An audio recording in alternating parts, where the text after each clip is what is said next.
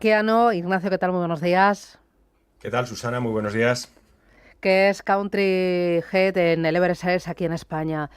Oye, antes de ir al grano, a los detalles, a los datos, a las compañías, ¿con qué te quedas de esta semana, además de tanta ida, tanta vuelta y tanta volatilidad con la mirada puesta en el petróleo? Dame ahí un titular.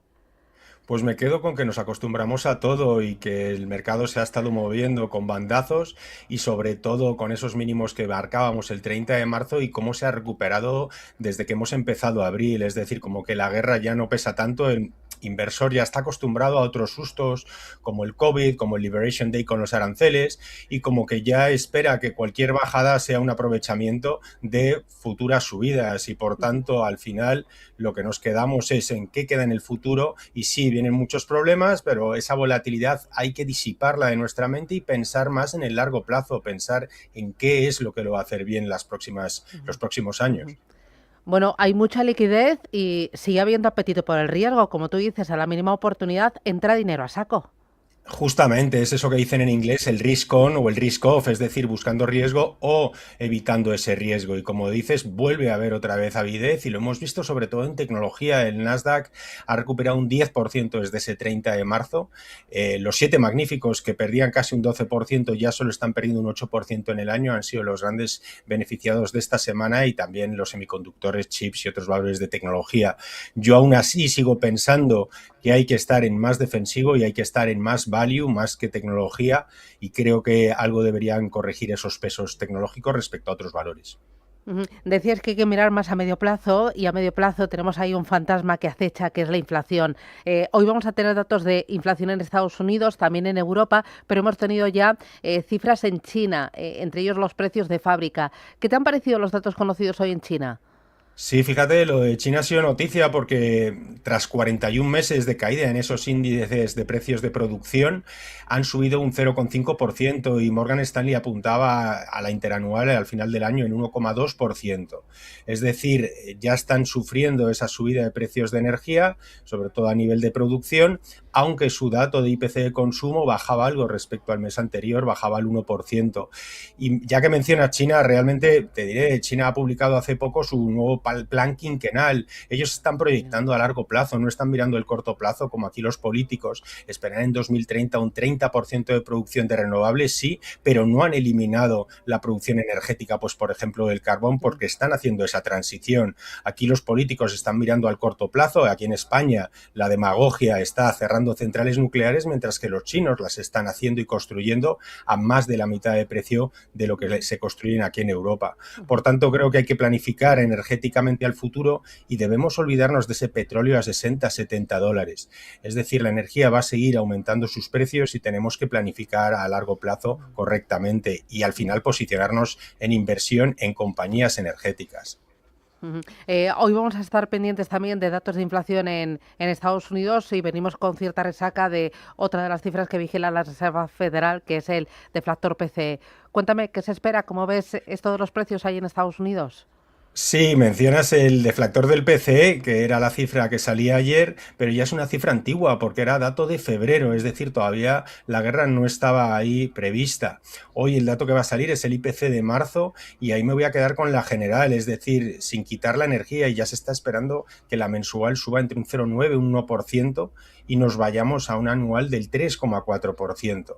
Da risa ahora pensar en ese gráfico de puntos, en ese dot play de la Fed, donde apuntaban en la reunión del 18 de marzo que pensaban el PC a fin de año que subiera de 2,5 a 2,7 en el subyacente. Es como de risa y precisamente ayer la Fed de Cleveland lo que apuntaba es que nos vamos al segundo trimestre casi a un PCE de 4,5% y eso va a suponer que las cifras a fin de año sean mucho mayores de esas previsiones que hacía la Fed hace escasamente 3 semanas.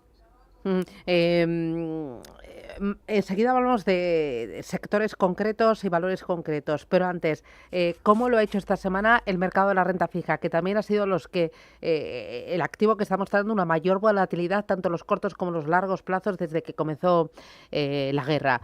¿Cómo lo has visto? Efectivamente, porque estamos todos mirando a ese bono de 10 años en Estados Unidos que al inicio del conflicto estaba por debajo del 4% y estamos ahora en el 4,28%. Ayer hubo una subasta importante de bonos del Tesoro a 30 años y tocamos el 4,91%.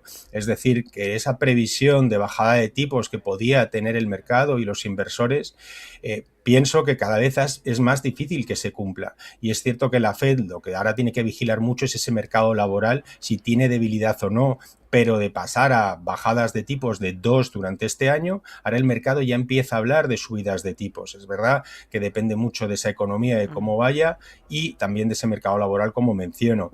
Pero la renta fija parece que va a seguir subiendo. ¿Por qué? Porque hay ese riesgo inflacionario con esos precios energéticos que al final van a suponer subida de precios de absolutamente todo. Mencionabas antes el subidón del Nasdaq desde el comienzo de la guerra. Aquí hay algunos valores que en las últimas horas han dado noticias interesantes. Estoy pensando en un Amazon, estoy pensando en un Intel. Cuéntame qué ha pasado y cómo lo ves.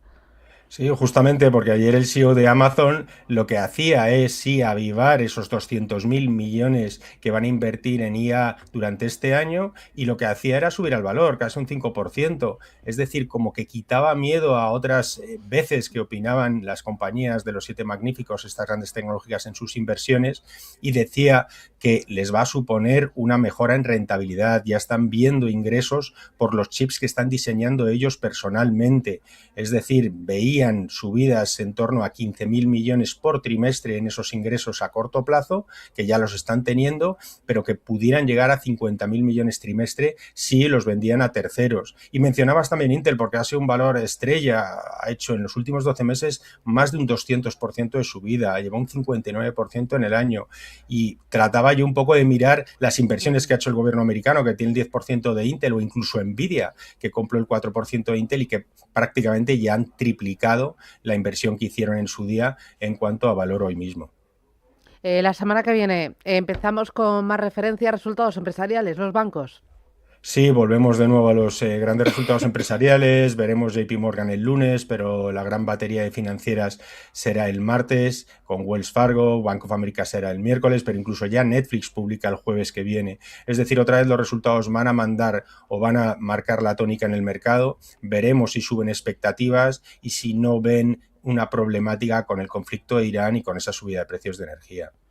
Bueno, pues vamos a estar entretenidos, ¿no? Entre guerra, tweets, declaraciones y resultados y es tremendo. Así es, yo creo que habría que limpiar ese, digamos, humo y tratar de mirar más al medio-largo plazo y que pueda suponer este cambio realmente que estamos viendo del orden mundial hacia casi un desorden mundial. Desorden total con mayúsculas. Ignacio Baquiano, gracias, cuídate. Buen fin de semana. Un abrazo. Muchas gracias, Susana. Buen fin de semana a Gracias, todos. adiós.